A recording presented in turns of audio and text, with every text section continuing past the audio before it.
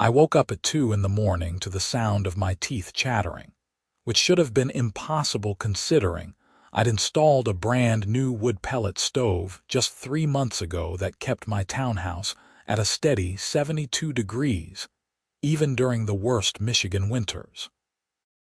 The wind howled outside like a banshee, and I could hear ice pellets hammering against my bedroom window. This was the storm the Weather Service had been warning us about for days, the kind that shut down highways and left people stranded in their cars. I pulled the blanket tighter around myself and fumbled for my phone on the nightstand. The screen lit up, 2:17 a.m., and the temperature reading from my smart thermostat showed 48 degrees inside my house. Something was very wrong. I dragged myself out of bed, my bare feet hitting the frigid hardwood floor, and stumbled down the hallway toward the living room where my pellet stove sat against the shared wall with my neighbor's unit. The townhouse complex in Ann Arbor where I lived had 12 units total, all connected in groups of 3. I was Ethan Edwards, a 34-year-old software developer who'd bought this place 2 years ago, thinking it would be a good investment and a quiet place to work from home. As I rounded the corner into the living room, I expected to see the familiar orange glow of the stove's viewing window. Instead, I found nothing but darkness and cold metal. The stove was completely off, not even the small LED control panel was lit. I pressed the power button. Nothing. I checked the outlet. Dead. My heart started pounding as I grabbed my phone and turned on the flashlight. That's when I noticed the note taped to my front door. I hadn't heard anyone knock or ring the doorbell, probably because the wind was so loud. The paper was official HOA letterhead, and just seeing those 3 letters made my stomach drop. Notice of violation and immediate action taken. It read in bold letters at the top. Dear Mr. Edwards, it has come to the attention of the Meadowbrook Townhomes Homeowners Association that you have installed an unauthorized heating appliance in your unit without proper approval from the board. As per Section 12.4 of the HOA bylaws, any modifications to heating, cooling, or ventilation systems require written approval from the board before installation. Your pellet stove has been deemed a fire hazard and a violation of community standards. Power to the dedicated circuit has been disconnected at the breaker panel by order of the HOA board president. You are required to appear before the board within 72 hours to discuss removal of this appliance and potential fines. This action is effective immediately. Signed, Patricia Hendricks, HOA Board President. I read the note 3 times, each time feeling my blood pressure rise higher. Patricia Hendricks. Of course it was her. The woman who'd sent me 4 letters in my first year of living here about my trash, cans being visible from the street, about the wrong shade of white I'd used to touch up my door frame, about my car being parked at a slight angle in my designated spot. She was the textbook definition of an HOA tyrant, a 52-year-old woman with nothing better to do than patrol the neighborhood looking for violations. But this was different. This wasn't about trash cans or paint colors. She'd cut power to my heat source in the middle of a blizzard in February, when the temperature outside was dropping to single digits with wind chill bringing it below 0. I pulled on my heavy coat over my pajamas and went out through my garage to the utility closet where the electrical panels were located. Sure enough, someone had been there. The lock on the utility closet door was broken, hanging uselessly from the frame. Inside, I found the breaker for my pellet stove had been switched off and had a piece of tape over it with "Do not restore HOA order" written in neat handwriting. Standing there in the freezing garage, wearing pajama pants and winter boots, I felt something between rage and disbelief. The pellet stove had been professionally installed by a licensed contractor. I'd pulled proper permits through the city of Ann Arbor. The only thing I hadn't done was ask the HOA for permission, because frankly, I hadn't known I needed to.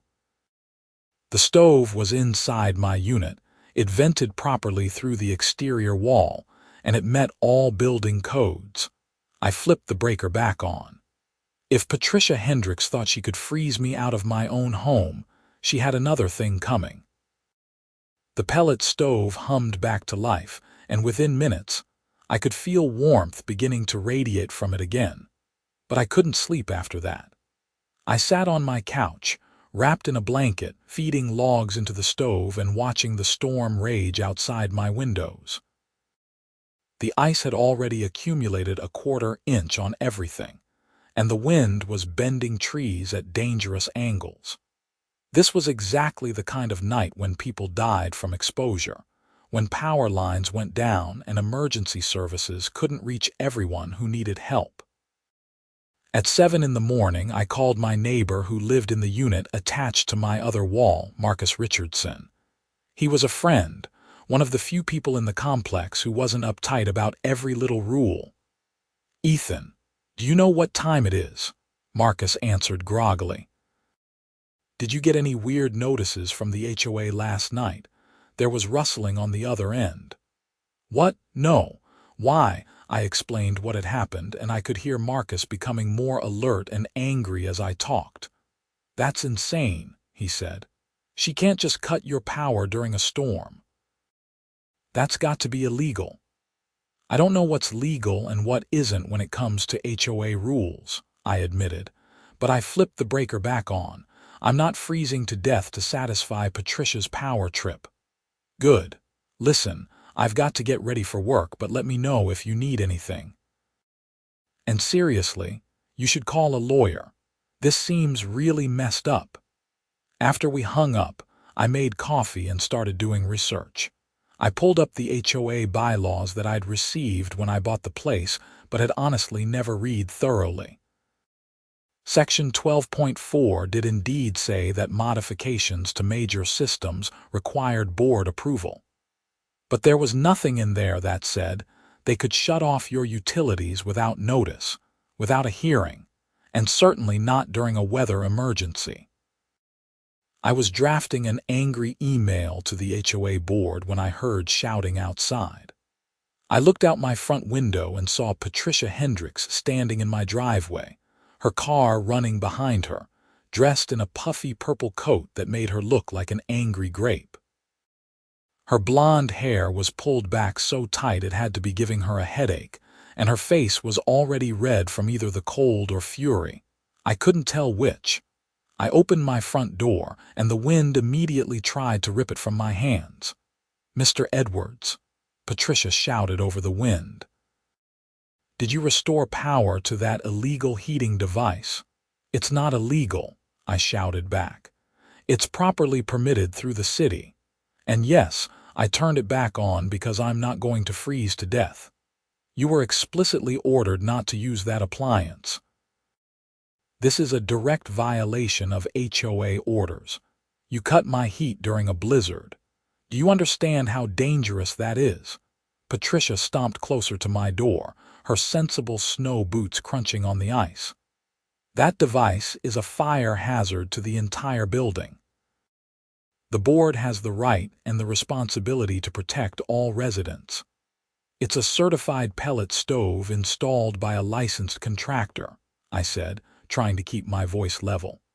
"It's not a fire hazard, and even if it was, you can't just cut someone's utilities without due process." "The bylaws clearly state—" "I don't care what the bylaws state," I interrupted, my patience evaporating. "You broke into the utility closet and shut off my heat in the middle of a winter storm. I'm pretty sure that's criminal, not just a civil HOA matter." Patricia's eyes narrowed. "Are you threatening me?" "I'm stating facts. Now, if you'll excuse me, I'm going back inside where it's warm."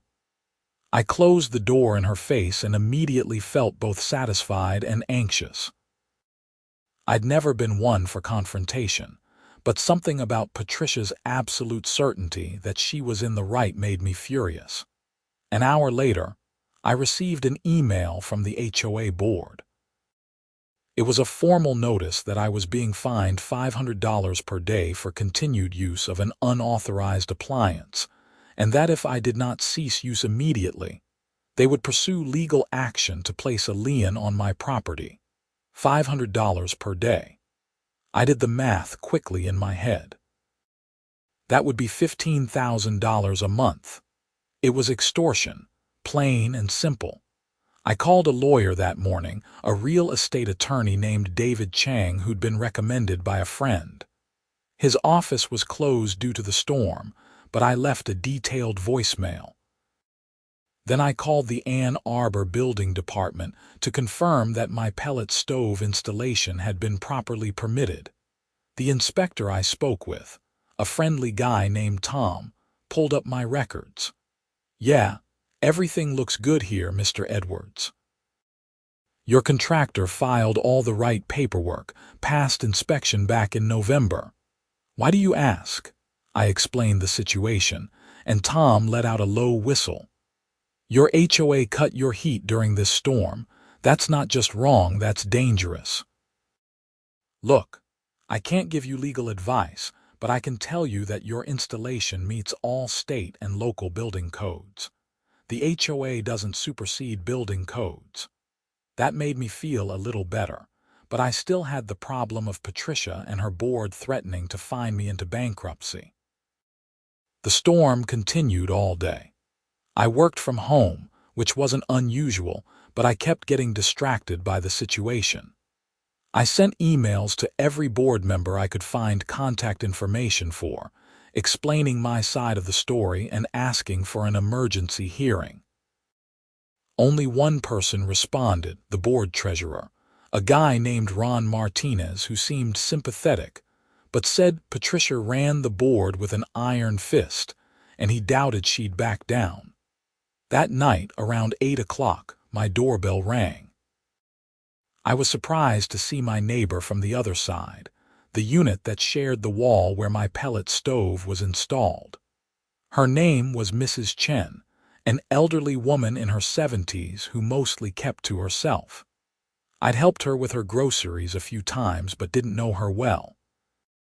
"Mr. Edwards," she said, her voice trembling, "I'm so sorry to bother you, but my heat isn't working right. My unit is so cold." I invited her in immediately, concerned. "When did this start?" "Last night, I think. Maybe early this morning. I woke up cold, but I thought it was just the storm." "But it's gotten worse all day. I called the heating company, but they said they can't come out until the storm passes, and that might not be until tomorrow night." I felt a chill that had nothing to do with the temperature. "Mrs. Chen, where exactly is your unit getting coldest?" She pointed toward her living room. "That wall, the one I share with you, it's like ice. The rest of the house is cool but not terrible, but that whole wall feels frozen." My stomach dropped. I grabbed my coat. "Can I come look at your unit?" Mrs. Chen's townhouse was a mirror image of mine. Her furniture was arranged differently, but the layout was identical. When we walked into her living room, I immediately understood the problem. The shared wall between our units was indeed freezing cold to the touch, and I realized with growing horror what had happened. My pellet stove didn't just heat my living room. Because it was installed against the shared wall, it had been radiating heat through the drywall and insulation, warming Mrs. Chen's side as well. When Patricia shut it off last night, she'd not only cut my heat, but had also eliminated a significant heat source for Mrs. Chen's unit. And because Mrs. Chen's primary heating system was an older forced air system that was probably undersized for these extreme temperatures, her unit couldn't compensate. "Mrs. Chen, I think I know what the problem is," I said carefully. "Has anyone from the HOA talked to you about my pellet stove?" She looked confused. "You're what?" I explained the situation, and her expression shifted from confusion to anger. That woman cut your heat during a blizzard. That's barbaric, Mrs. Chen exclaimed. And now my house is freezing because of it. I turned my stove back on this morning, I said.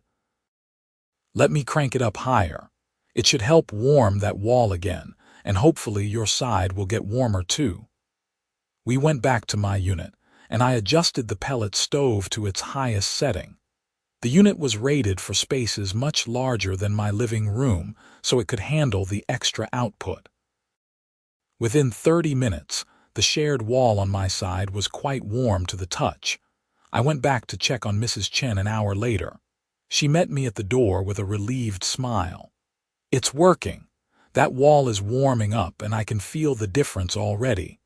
But then her expression turned serious. This isn't right, though. What that woman did, cutting your heat like that, what if you hadn't turned it back on? I could have gotten seriously ill. At my age, hypothermia is no joke. She was right, and that's when I realized just how serious Patricia's actions had been. She hadn't just inconvenienced me or violated some property rights. She'd created a genuine health and safety hazard for an elderly resident. Mrs. Chen, would you be willing to talk to a lawyer about this? I asked. I'm planning to fight the HOA on this, and your experience might be important. Absolutely, she said firmly. I've lived here for 15 years, and I've watched that woman become more and more of a tyrant. Someone needs to stand up to her. The next morning, the storm had finally passed, leaving behind a landscape covered in nearly 6 inches of ice and snow. The lawyer, David Chang, called me back first thing. Mr. Edwards, I've reviewed the information you sent me, and I have to say, this is one of the more egregious HOA overreach cases I've seen, he said.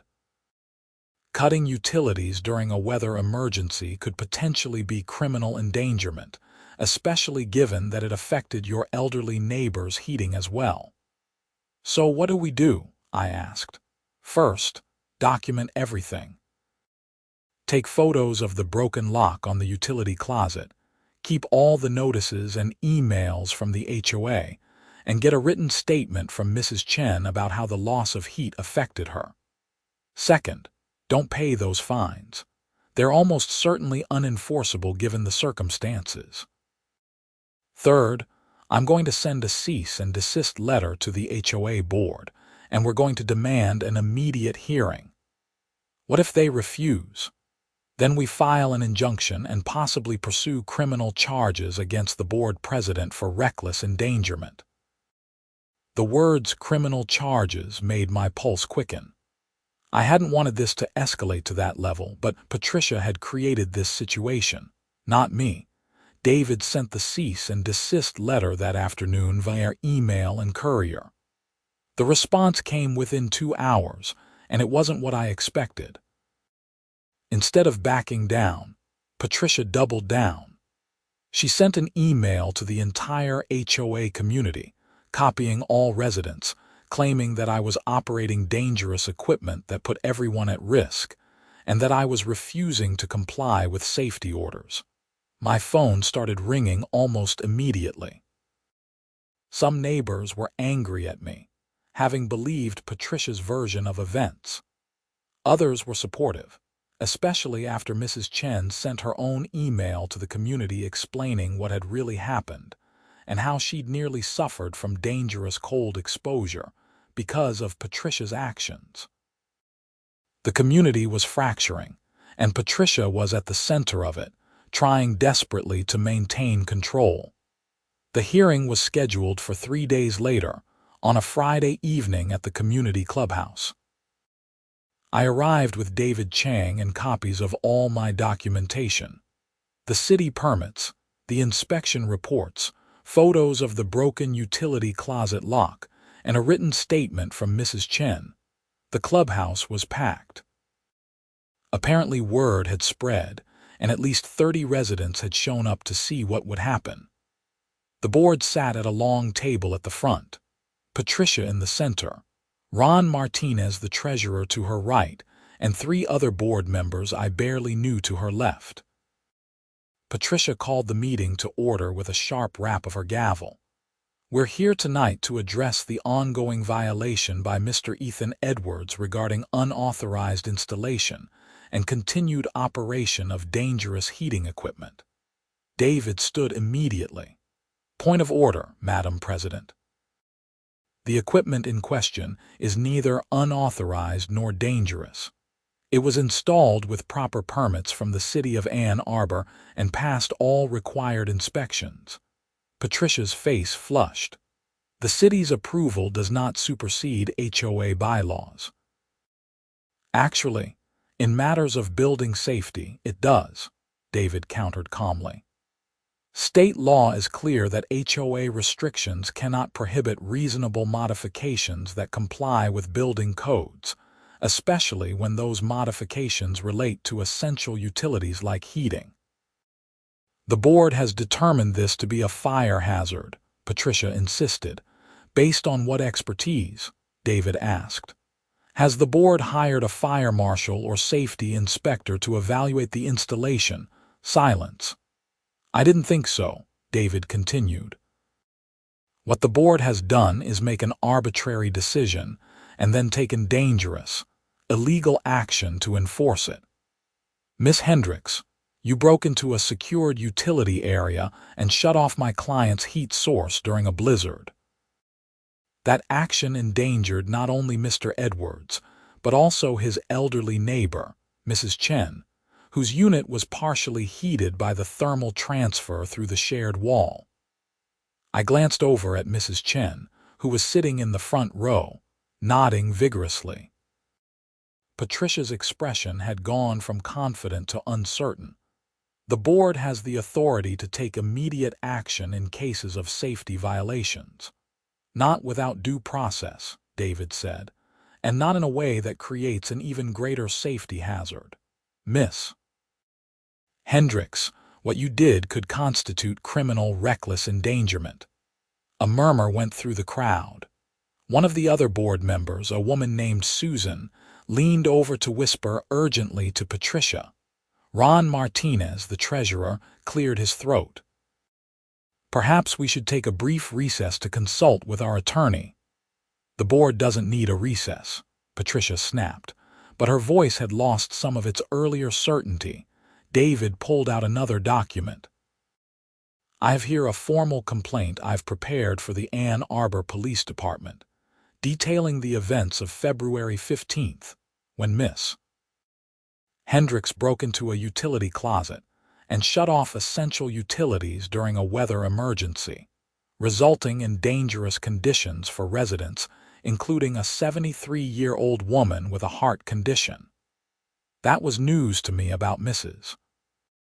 Chen's heart condition, but the impact on the room was immediate. Several people gasped. Another board member, a younger guy named Tim, stood up. "Patricia, I didn't sign up to be part of something that could get us arrested. This has gone too far." "Sit down, Tim," Patricia hissed. "We are well within our rights." "Actually, you're not," David said. "And if you continue down this path, Miss Hendricks, you're going to find yourself personally liable for damages, potentially facing criminal charges, and almost certainly removed from the board. So let me make this very simple. The board is going to immediately rescind all fines and violations against Mr. Edwards regarding his pellet stove.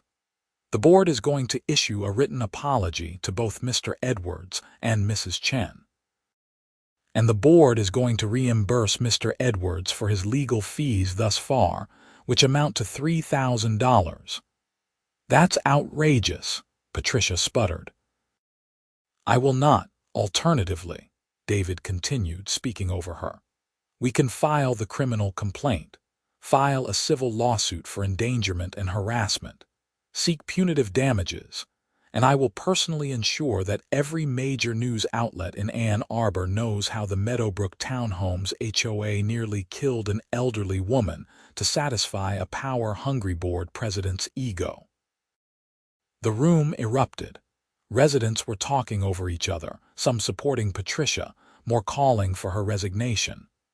Ron Martinez was urgently typing on his phone, presumably texting the HOA's attorney. Patricia's hands were shaking as she gripped the gavel. "This is completely out of order. We need to adjourn and reconvene when people can be rational." "No," said Susan, the board member next to Patricia. "I think we need to vote right now.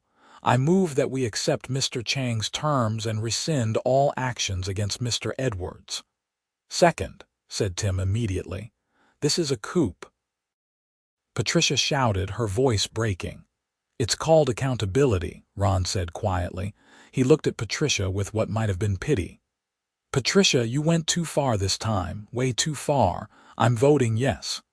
The vote was 4-1 with only Patricia voting against. The motion passed. David nodded professionally. "Thank you. I'll expect the written agreements and the check by Monday."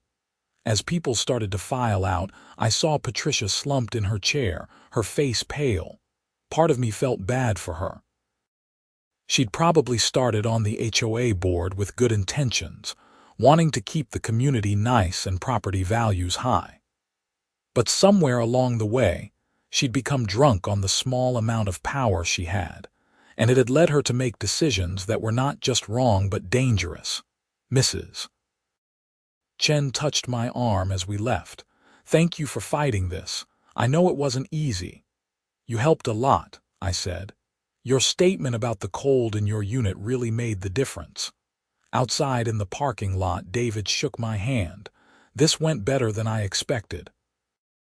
Usually these things drag on for months." "Do you think Patricia will face any actual consequences?" I asked. "That depends. If I were the other board members, I'd be pushing hard for her resignation. She's a liability now, but whether she gets charged criminally, that's up to you." "You could still file that complaint." I thought about it as I drove home. I was angry at Patricia, no doubt about that. But did I really want to see her arrested? She was a bully and she'd put people at risk, but she hadn't intended to hurt anyone. She'd just been so convinced she was right that she'd stopped thinking about consequences. When I got home, I found another note on my door. My heart sank, thinking it was another HOA threat, but when I read it, I saw it was from Patricia. The handwriting was shaky. "Mr. Edwards, I owe you an apology. I was trying to do what I thought was right for the community, but I see now that I was wrong about how I handled this. I should never have cut your heat, especially during the storm. I'm sorry. I'm resigning from the HOA board effective immediately. Patricia Hendricks." I stood there in the cold evening air, reading the note twice. It wasn't much, but it was something. An acknowledgement that she'd been wrong. Over the weekend, I got the official documents from the HOA's attorney. All fines were rescinded, the violation notices were withdrawn, and my pellet stove installation was officially approved retroactively. There was also a check for $3,000 and formal written apologies to both me and Mrs. Chen. On Monday, I got a call from Ron Martinez. "Ethan, I wanted to reach out personally. The board would like to ask you to serve as Patricia's replacement if you're willing." I was surprised. Me, I just caused a huge fight with the board. "You stood up for what was right," Ron corrected. "We need people like that on the board. People who will ask questions and push back when something doesn't make sense. Patricia ran things like a dictatorship, and the rest of us just went along with it because it was easier. We need to change that culture." I thought about it. Part of me wanted nothing to do with HOA politics after this experience. But another part of me realized that this was how bad HOAs happened. Good people stayed away and the petty tyrants filled the vacuum. "Can I think about it?" I asked. "Of course. Take your time." That evening, I was sitting in my living room, enjoying the warmth from my pellet stove and watching the flames through the viewing window when my doorbell rang. It was Patricia Hendricks.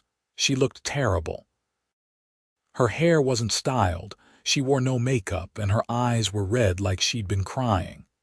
"Mr. Edwards, I know you probably don't want to see me, but I wanted to apologize in person." I hesitated, then stepped aside to let her in. She stood awkwardly in my entryway, looking around at the townhouse she'd been so determined to control. "I've been on the HOA board for 8 years," she said quietly. "When I first joined, the neighborhood was going downhill. People weren't maintaining their properties. There were cars on blocks and driveways, trash everywhere. We worked hard to turn it around, and I was proud of that.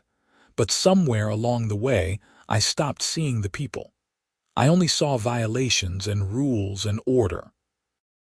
When you installed that stove without asking, it felt like you were challenging everything I'd built." "I wasn't trying to challenge anything," I said. "I was just trying to keep my house warm. I know that now." She looked at the pellet stove, still radiating gentle heat. "It's actually quite nice. And when I found out that Mrs. Chen's heat was connected to yours through the wall, I felt sick. I could have really hurt her." "But you didn't," I said. "She's fine. Everyone's fine." Patricia nodded, but tears were streaming down her face. "I lost myself in this. I drove my husband crazy with HOA stuff. He left me 6 months ago, said I cared more about the neighborhood than I did about him. He was right. And now I've lost the one thing I had left, my position on the board. Everyone in the neighborhood hates me." I didn't know what to say to that. I wasn't going to lie and tell her everything was fine, because it wasn't. She had caused real problems. But seeing her like this, broken and humiliated, I couldn't help feeling some sympathy. "Patricia, you made mistakes, but you can recover from this. People do stupid things when they are in positions of power. The important thing is that you recognized it and you're taking responsibility." "I don't know what I'm going to do now," she said. "The HOA was my whole life." "Maybe that's the problem," I suggested gently. "Maybe you need to find some other things to care about. Join a book club, volunteer somewhere, take up a hobby. There's more to life than HOA bylaws." She laughed bitterly. "I suppose you're right." She moved toward the door, then paused. "For what it's worth, I'm glad you stood up to me. Someone needed to." After she left, I thought about her words. The truth was, I understood a little bit of what had driven her. When you're given power over something, even something as small as a homeowners association, it's easy to start thinking you're more important than you are. It's easy to forget that rules are supposed to serve people, not the other way around. I decided to accept Ron's offer to join the board. Not because I wanted power or control, but because I wanted to help make sure something like this didn't happen again. Organizations like HOAs needed good people involved, people who remembered that the goal was to make the community better, not to control every aspect of everyone's lives. My first board meeting was 2 weeks later. It was strange sitting at the same table where Patricia had sat, looking out at residents who'd come to discuss issues. But this time, the atmosphere was different. Ron ran the meeting fairly, letting people speak, actually listening to concerns instead of just quoting bylaws. We discussed several issues. A request to paint a front door blue instead of the approved shades of white and cream, a complaint about a dog that barked too much, and a proposal to repave the parking areas. For the door color, we voted to expand the approved color palette to include more options. For the dog, we agreed to mediate between the neighbors before jumping to fines. For the repaving, we agreed to get bids and discuss it at the next meeting. It was all very reasonable and boring, and that was exactly how HOA meetings should be. After the meeting, Mrs. Chen approached me. "You're doing well up there. Much better than she who shall not be named," I laughed. "Thanks, I'm just trying to be reasonable." "That's all we ask for," she said. "Oh, and I wanted you to know my heating system is much better now. I had a contractor come out and upgrade it. But I still appreciate the warmth from your stove through the wall. It's like having a good neighbor." Anytime, I said. That night, sitting in my warm living room with my legally approved and properly permitted pellet stove humming away, I reflected on everything that had happened. It had been a crazy few weeks, full of conflict and stress and anger. But it had also been necessary. Sometimes you have to stand up to bullies, even when those bullies have official titles and the backing of bylaws and regulations.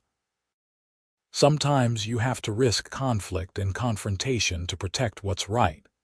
And sometimes the person on the other side of that conflict needs to be challenged, not because they're evil, but because they've lost perspective and need someone to help them find it again. My phone buzzed with a text from David Chang, my lawyer. "Hey, thought you'd want to know. Got a call from the Ann Arbor News. They want to do a story about HOA overreach and reform. Interested in being interviewed?" I thought about it for a moment, then typed back, "Sure. If it helps other people dealing with similar situations, I'm happy to talk." Because that was the thing I'd learned through all of this. My situation with Patricia and the pellet stove wasn't unique. All over America, homeowners associations were engaged in petty tyranny, making people's lives miserable over minor rule violations, and occasionally doing things that were genuinely dangerous in the name of community standards. The story ran in the Ann Arbor News the following week, and then got picked up by a few national outlets. I did 3 more interviews, talking about the importance of reasonable HOA governance and the need for homeowners to push back against overreach. Patricia was mentioned in the stories, but I tried to keep the focus on systemic issues rather than individual blame. I heard through the neighborhood grapevine that Patricia had seen the stories and wasn't happy about them, but she didn't contact me or take any action. Ron told me she'd actually moved out of the complex about a month later, saying she needed a fresh start somewhere else. I hoped she found what she was looking for. The spring arrived, bringing warmer weather and relief from the heating bills. I didn't need the pellet stove as much, but I kept it maintained and ready. It had become more than just a heating appliance to me. It was a symbol of standing up for myself, of not letting fear of conflict prevent me from doing what was right. In May, we held HOA elections for the board positions that were up for renewal. The turnout was 3 times higher than usual, and all the candidates campaigned on platforms of reasonable governance and community partnership, rather than strict rule enforcement. The new board members who were elected were all good people, folks I was happy to serve alongside. We made some significant changes over the next few months. We revised the bylaws to include clearer processes for approvals, to limit the fines the board could impose, and to require board votes before any utility shutoffs or similar drastic actions could be taken. We also established an ombudsman position, a neutral third party that residents could go to if they felt the board was being unreasonable. Mrs. Chen volunteered to be the first ombudsman, and she was perfect for the role. She was fair, she listened well, and she had the respect of the community. Plus, after her experience with Patricia's heat shutoff, she had zero tolerance for board overreach.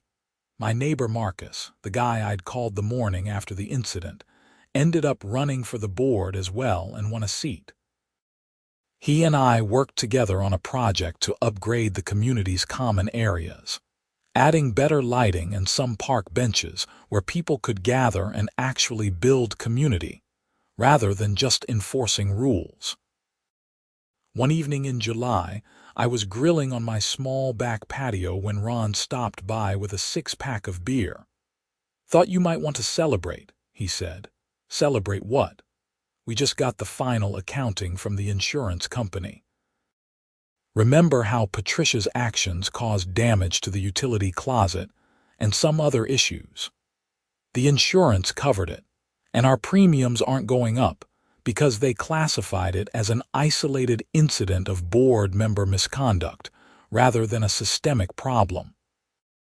We sat on my patio, drinking beer and watching the sun set over the townhouse complex.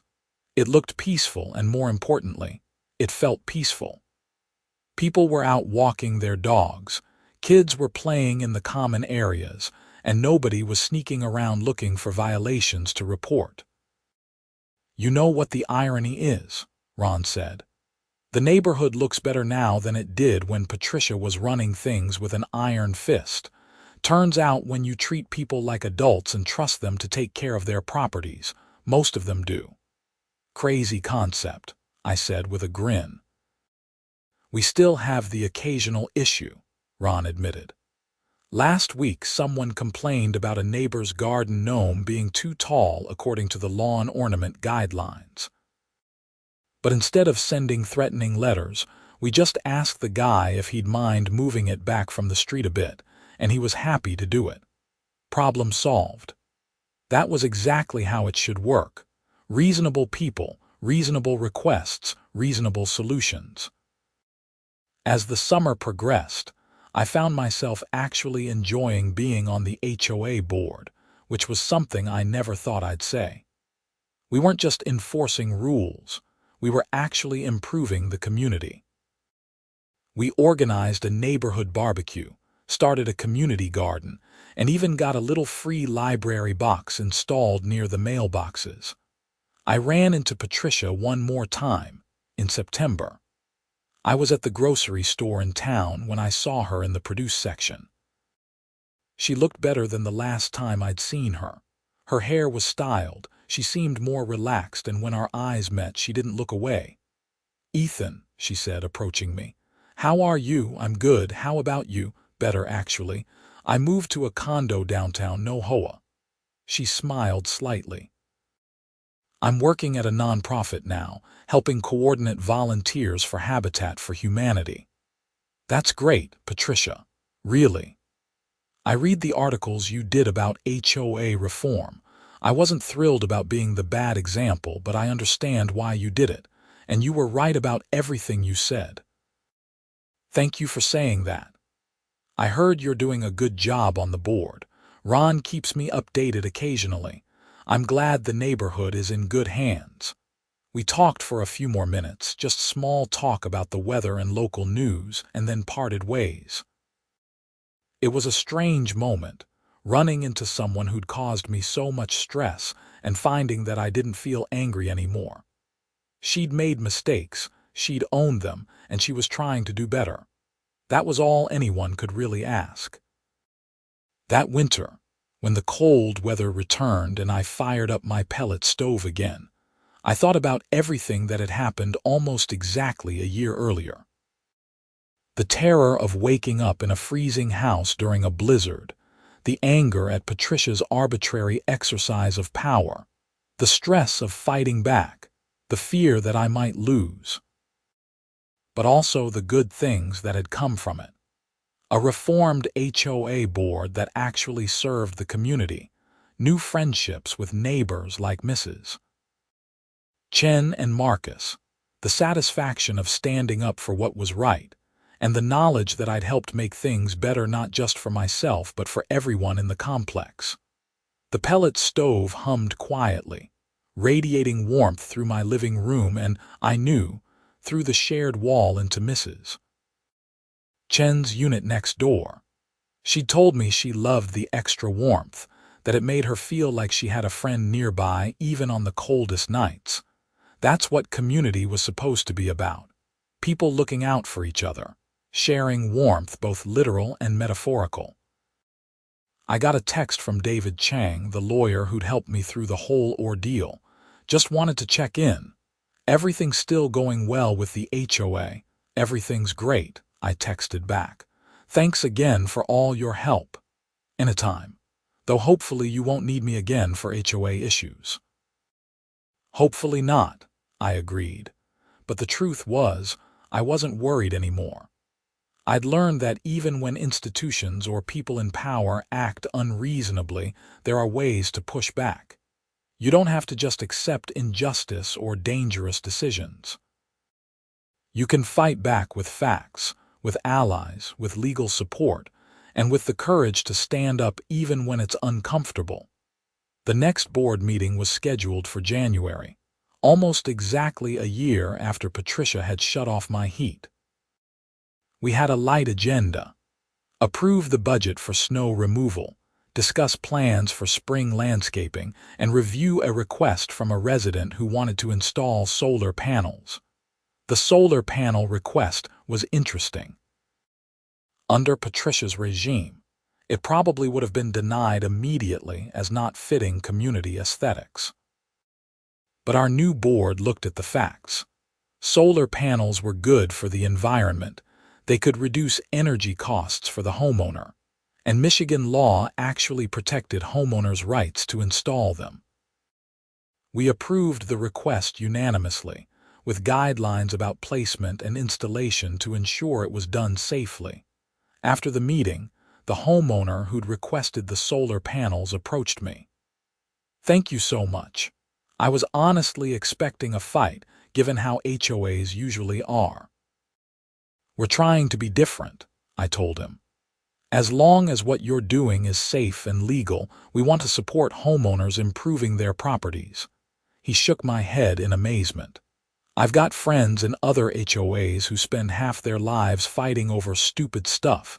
You guys have it figured out." I wouldn't say we had it all figured out, but we were definitely on the right track. And that made all the difference.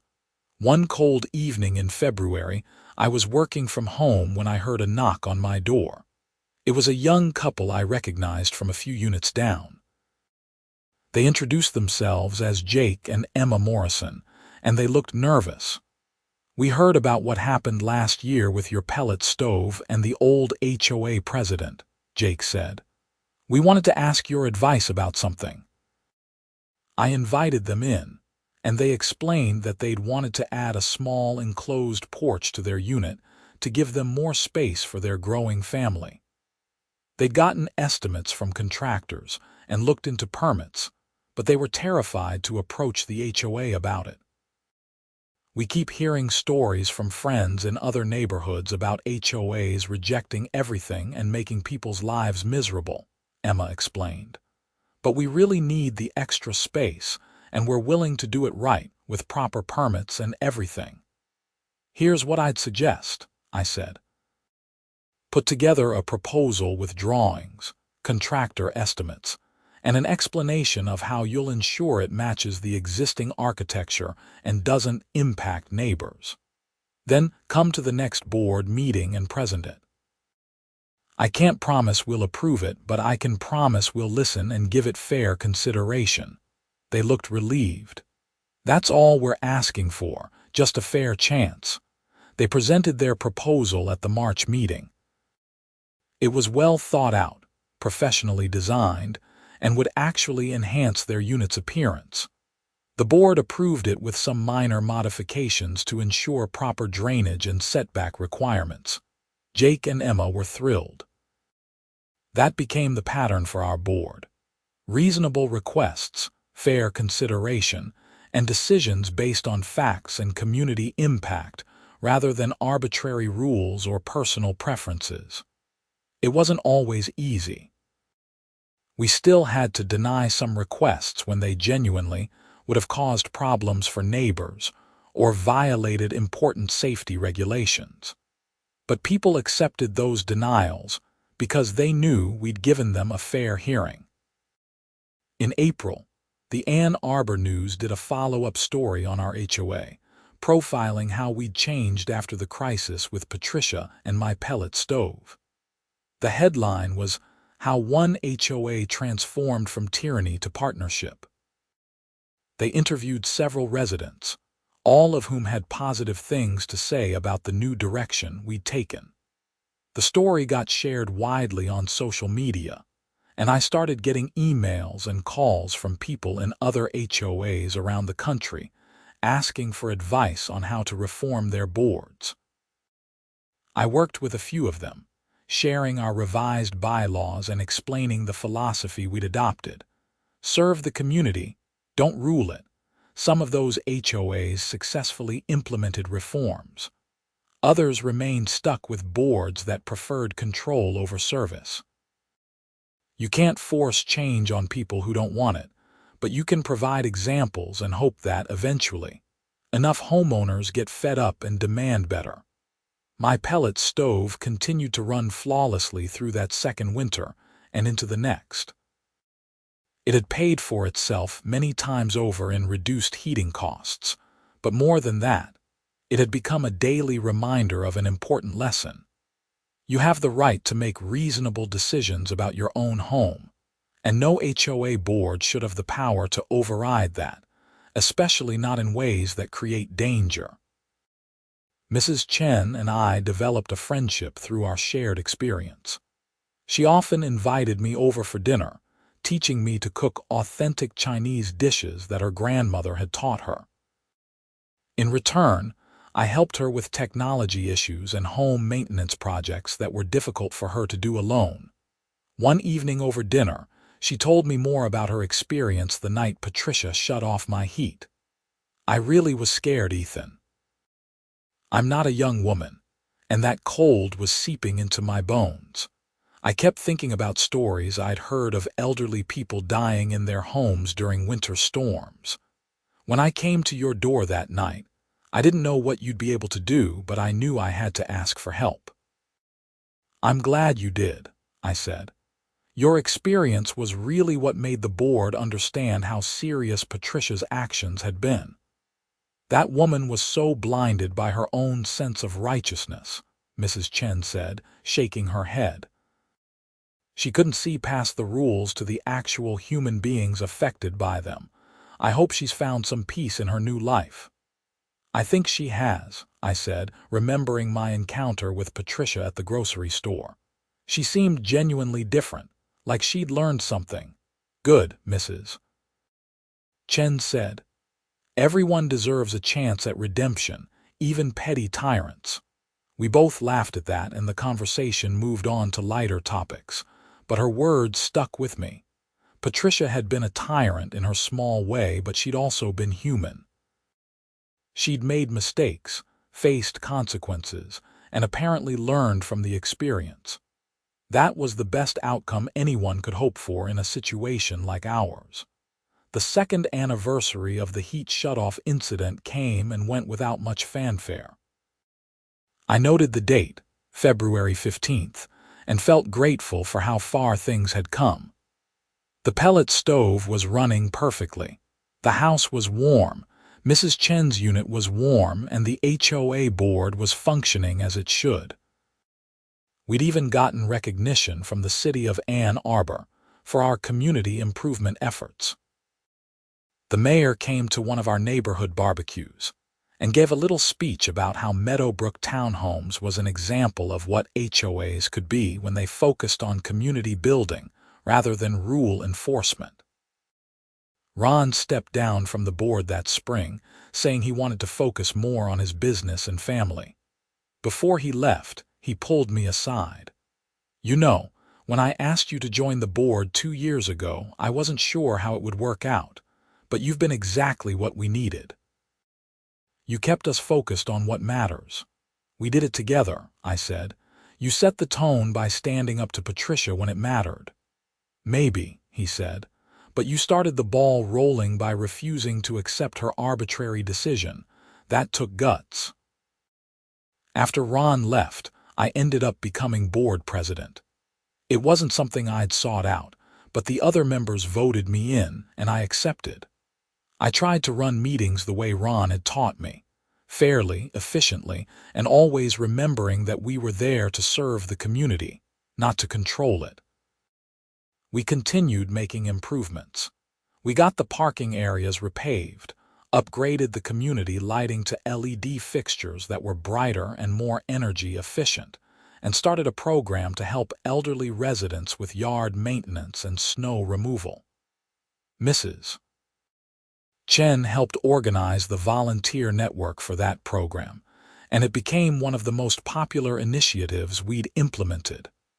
My pellet stove kept running, year after year, never giving me a moment of trouble. I had it professionally serviced annually, and the technician always commented on what a good installation it was. "Whoever did this really knew what they were doing," he'd say, and I'd think back to the contractor I'd hired, and how grateful I was that I'd chosen to work with someone professional and licensed. I dated a few people over those years, but nothing serious until I met Nicole Sanders at a community event in the 3rd year after the incident. She was new to the neighborhood, having just bought a unit on the other end of the complex. She was a teacher, smart and funny, and she thought the whole story about my pellet stove and Patricia was hilarious. "So you basically went to war with your HOA over a heater?" she asked when I told her the story.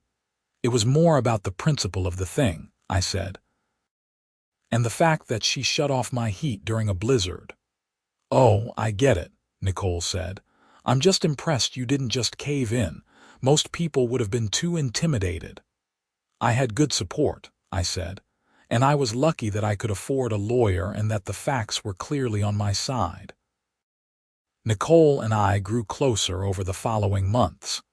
She liked that I was involved in the community, and she started coming to HOA meetings even though she didn't have to. Eventually, she ran for the board herself and won a seat. We made a good team, approaching issues from slightly different angles but always ending up in the same place: what was best for the community.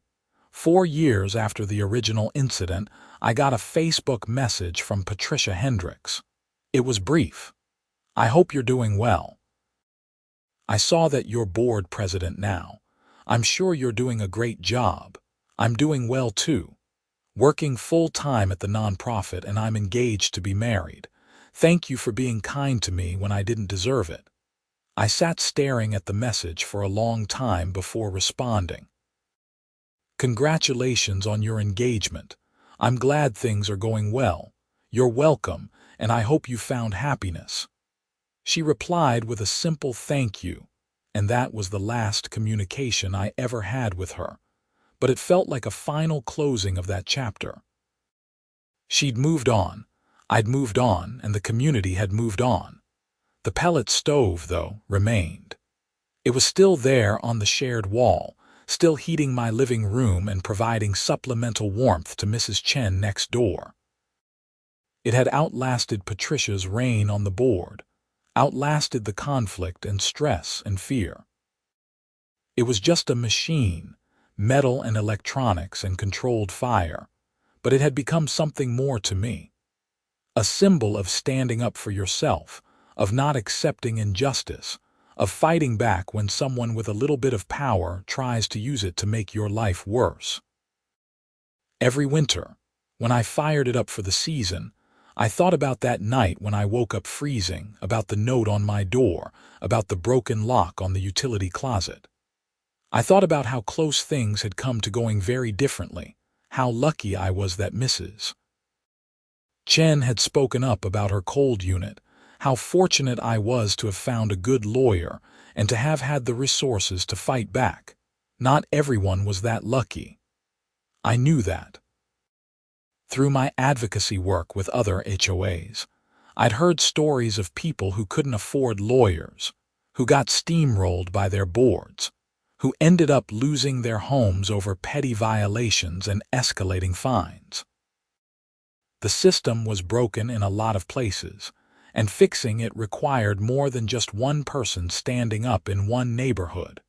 But it was a start. And maybe that was the real lesson from everything that had happened.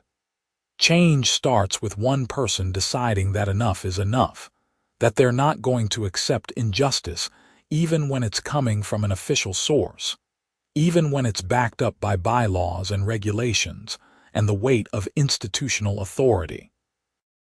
You don't have to win every fight, but you have to be willing to fight when it matters. The years continued to pass.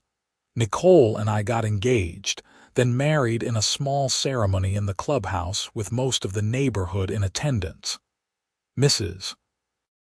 Chen cried happy tears and told us we were perfect for each other. We bought a larger home eventually, in a neighborhood with no HOA, but we kept the townhouse and rented it out to a young couple who reminded me of myself years earlier. Hopeful, a bit naive, trying to make their way in the world.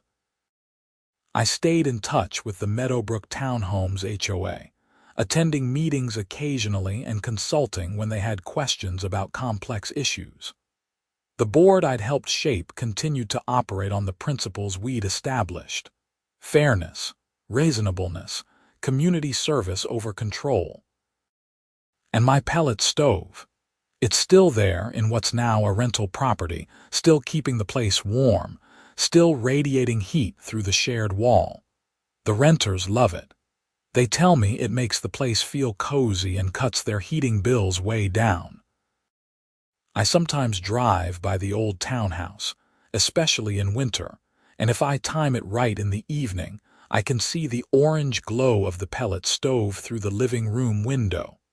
It always makes me smile.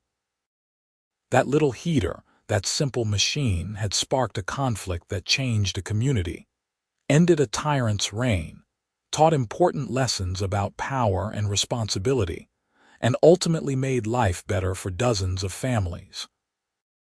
All because I refused to freeze in my own home, and because Patricia Hendricks didn't understand that sometimes the rules need to serve the people, not the other way around.